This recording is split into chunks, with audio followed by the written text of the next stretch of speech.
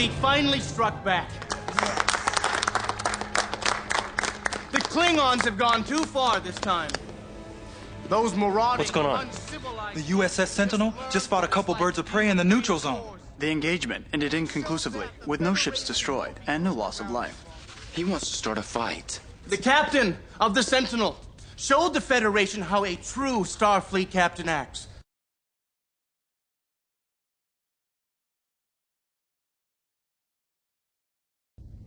Interesting speech. What makes you any braver? I'm braver because I'll take action. When we're in charge, we'll put the Klingons in their place. Leave him be, David. I can't believe you're supporting him. He's making sense. You're wrong. No, you're wrong. You're the one who... I liked the other David Forrester better. What are you gonna do? Trouble with the crew, Forrester? Listen, you handle your crew. I'll handle mine. Come on. We need a captain like Kirk to avenge Bicea. Cadet's log. I asked Captain Sulu about Milan's Vanguard speeches today. He said that Starfleet follows the policy of IDIC, infinite diversity in infinite combinations. This means we have to respect Milan's beliefs, even if we disagree with them. I've got to admit, it's hard to respect a belief that doesn't respect the rights of others. But I'll try to do my best for the command staff, and for Starfleet.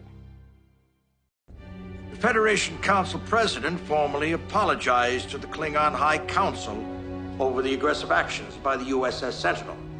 What? The Klingons concede that the discharge of weapons was based on a misunderstanding. Oh, I don't believe it. They sold us out. Face it, Milan, you're wrong. The Federation apologized to butchers. Sit down. I'm not gonna sit down. It's the Federation's future that's at stake here. I can't watch this. He is way out of line. Lofty words for someone who refuses to get involved. I'm worried about her. Me too. Andorians are different, David. Their ways with dealing with grief have nothing to do with being calm. This Ice Queen act is bizarre.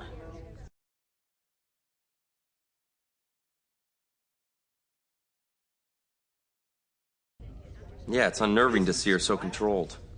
David, it's affecting the team's performance. So what am I supposed to do about it? I don't know. But you better come up with something fast, or all our hard work is going right out the airlock. Thanks, Jeff. I'll think about it. Sure.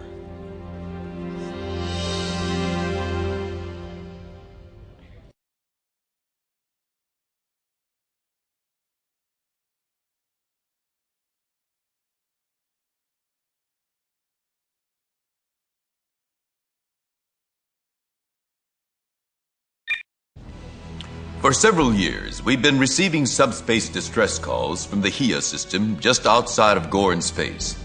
These signals seem to come from every known race in the quadrant, as well as several races we've never heard from before. We've tried answering these beacons, but have received no reply. Go to the HIA system and determine the source of these signals and hopefully stop them by solving any problems. Captain's log, stardate 3262.4. We're en route to the HIA system to investigate a strange set of subspace distress calls. We don't know why so many different races would be in distress in a single system, but I guess that's what we'll find out. Course laid in, Captain.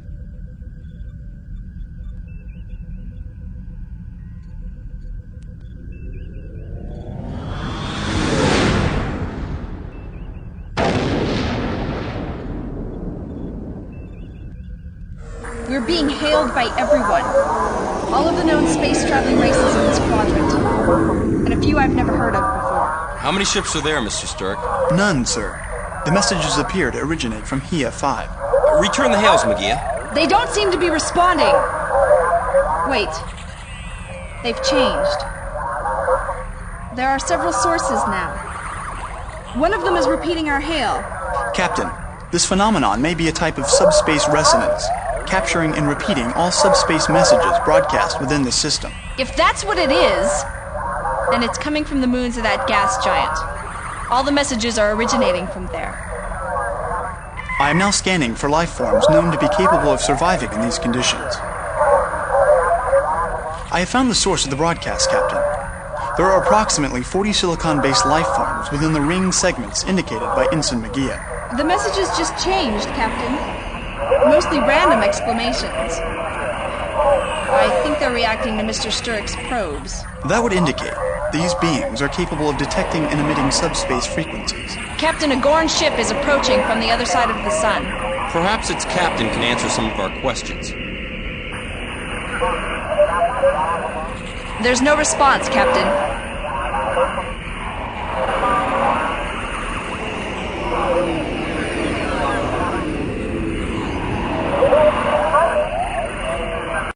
Hailing channel open, Captain. This is Captain Sushin of the Gorn Harvester, ship Sweet Song.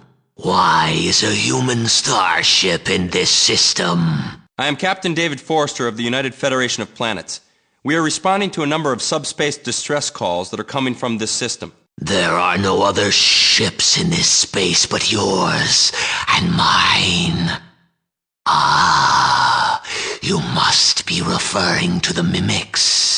What are the mimics? A space-dwelling life form. They generate their own warp phenomenon and travel between the stars. More important, they receive subspace transmissions and repeat them. This makes them a prized commodity on the Gorn homeworld. They can be quite entertaining. In what way are they entertaining, Captain? When given the right subspace inducement, those creatures sing along the subspace bands. We then take the sound into an audible band that is delightful to listen to. Now, I must harvest some mimics for the next concert. They do not fare well in captivity and must be constantly replaced. Thank you for the information, Captain Sushin. Now, please leave the system while we continue to study these mimics. I assure you they will not be harmed. Sturrock, have these mimics shown up anywhere else in known space? Gorn, is there any change in the status of the Gorn ship? Sturrock, what kind of vessel are we dealing with here? Sturrock, what is your estimate of the intelligence level of these mimics? Captain, the fact that these mimics use distress calls when the Gorn ship approaches indicates that they have a modicum of intelligence. They seem to be aware that the appearance of the Gorn Harvester presents a danger to them. Hailing frequency open, Captain. Thank you for your explanation of the situation, Captain. We'll leave you to go about your business. Captain, if you take that ship anywhere near those mimics, I'll blow you out of the system. Captain, I must ask you to cease your activities. These mimics are in danger from your actions. Captain David Forrester, this interference in Gorn traditions will not be taken lightly. Leave this system now, before I am forced to call on the Royal Gorn Navy. I'm not taking any more of this, Sushin. Mr. Gorn, red alert. I must ask you to leave the system now, Captain. Please, do not make me enforce my request. I assure you, Captain, that we will defend the mimics from your actions. Very good, Captain Sushin.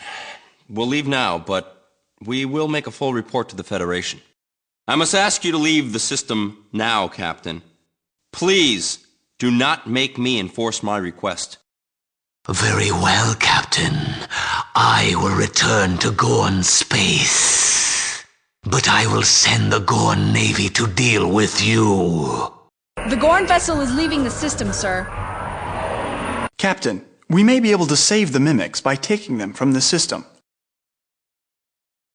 Sturrock, I want you to come up with a method of luring the mimics away from this area. While that's happening, we can orbit HIA 5 to stay hidden.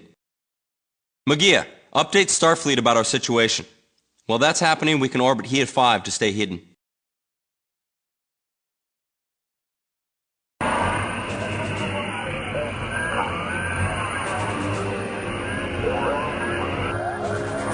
Captain, there is a ship entering the system.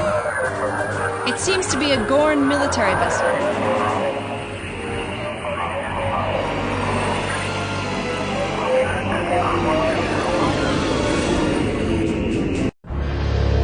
Federation vessel.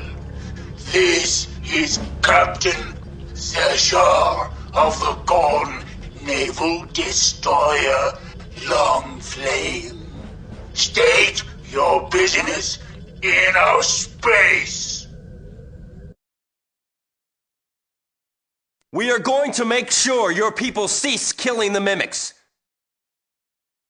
We are here to defend the mimics that your people have been driving to near extinction. Turn your ship around and get out of the system or we will open fire. Captain Zashar, we are here to defend the mimics from possible genocide by your people. We do not intend to leave the system without assurances from your government that they are safe.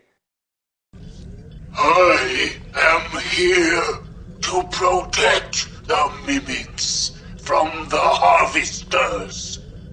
Perhaps you've seen some, human. I assure you that no true Gorn would kill these magnificent wonders. What's the matter, Zashar? Trying to weasel out of a fight because you know a Federation science vessel can tear you apart? Red alert! I am not impressed by your patrolling, Captain. You let butchers like Captain Sushin harvest these creatures while you choose to look the other way. I am glad to hear it. You ought to look out for a ship called the Sweet Song. If we had not been here, he would have harvested mimics without you being aware of the fact. Our patrols in this area are limited.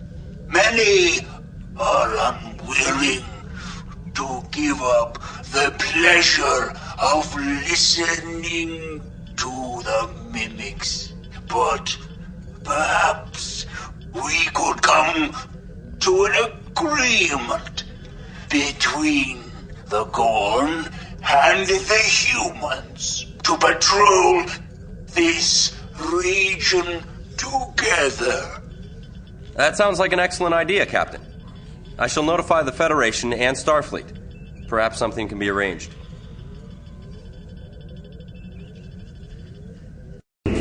Captain, something is warping into the system.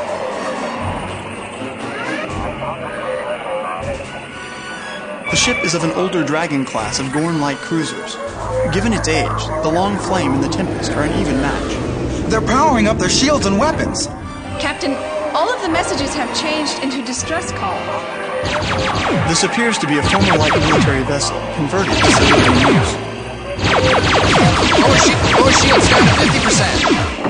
Lower shields are critical, sir.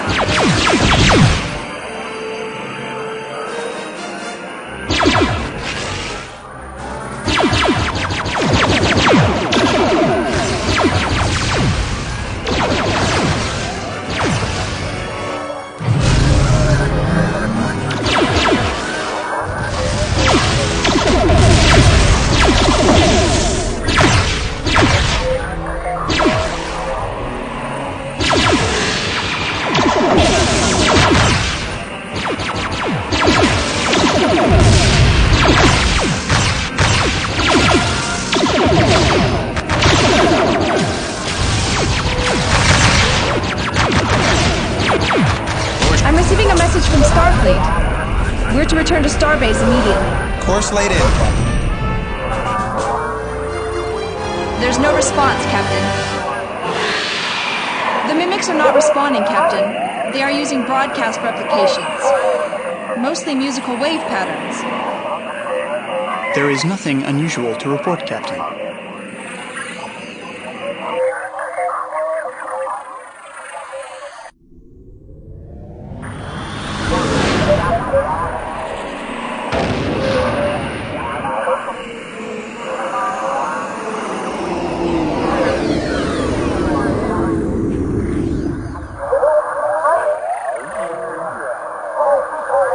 Hailing frequency open. Mission accomplished, Starfleet. By chasing off the Harvester and negotiating with the Gorn naval vessel, you showed both decisiveness and diplomacy. You have solved the mission in the best possible way. Congratulations. Excellent, Cadet. Your score and performance on this scenario were well above average.